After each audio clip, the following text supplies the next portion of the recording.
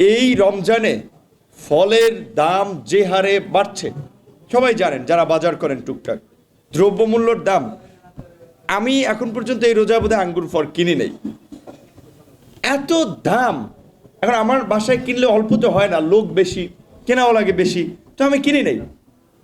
তো এখন তাহলে সাধারণ মানুষ যারা, আঙ্গুর ফলের কথা বাদই দিলাম, অন্য যে ফল মন্ত্রীরা তো ফর্মুলা দিচ্ছে, তাদের বাসায় ঠিকই একটা ইফতারের আয়োজন করলে তেহারি, কাচ্চি, আঙ্গুর, আপেল, বেদানা, দেশি ফল, বিদেশি ফল যেগুলো আপনারা চিনেন না, আপনার কি বলবেন ডাইরেক্ট ফল, জুস, বিভিন্ন ধরনের আইটেম থাকে, তারা খাবে, সেটা সমস্যা নাই। কিন্তু জনগণকে ফর্মুলাতে যে সামান্য খেজুর, যে খেজুর খাওয়া লাগবে না, বড়ই খাওয়ার ফর্মুলা দিচ্ছে। তো এখন এই দুর্নীতিগ্রস্ত অবৈধ সরকারের এমপি মন্ত্রীদের নৈতিক এবং চারিত্রিক এতটা অধপতন এবং অবক্ষয় হয়েছে, তাদের মধ্যে নীতি, নৈতিকতা, মানবিকতা নাই, দেশপ্রেম নাই। ওবায়দুল কাদেরকে একজন সজ্জন রাজনৈতিক ব্যক্তি হিসেবে রাজনৈতিক মহলে আমরা জানতাম। তিনি ইদানিং যে সমস্ত কথা বলছেন, এটা তো দেশদ্রোহী কথা বলছেন। যে তিনি বলছেন যে ভারতের পণ্য যারা বয়কট করবে তাদেরকে নাকি বাংলাদেশের জনগণ বয়কট করবে।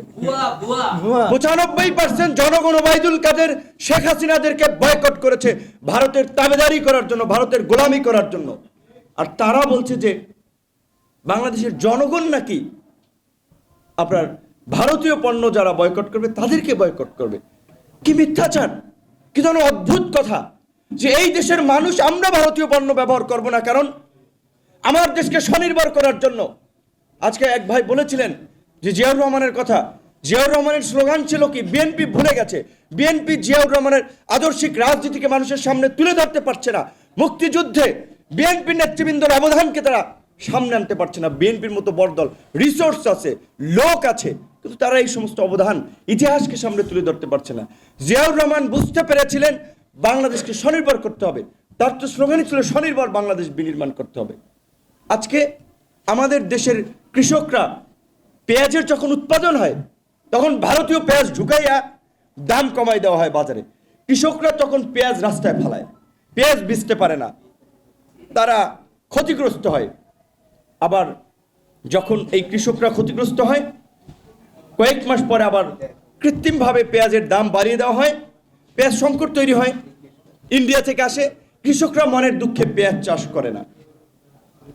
একইভাবে অন্যান্য প্রোডাক্ট, আলুর কথাও বলেন, আলু, পেঁয়াজের মতো পণ্যগুলো, এগুলো আমাদের প্রোডাকশন ক্যাপাসিটি, আমাদের সক্ষমতার চেয়ে বেশি।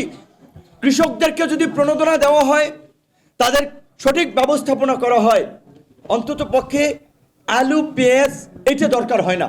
কিন্তু তারপরেও ইন্ডিয়ান এটা ঢোকানো হচ্ছে।